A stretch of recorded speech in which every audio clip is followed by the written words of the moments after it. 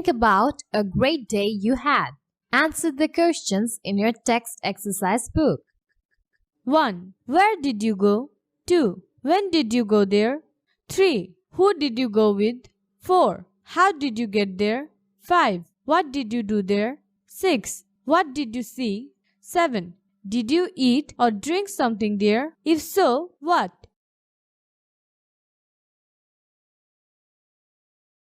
Pair work. Ask and answer the questions from Activity C. Where did you go? I went to Shonarga.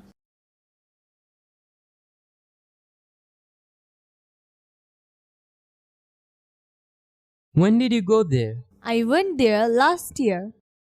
Who did you go with? I went there with my family. How did you get there? We took a bus. What did you do there? I- Did you eat or drink something there? If so, what?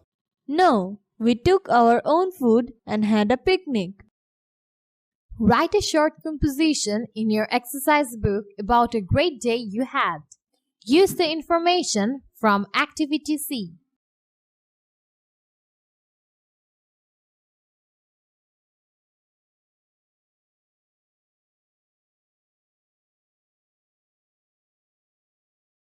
Now write your own story.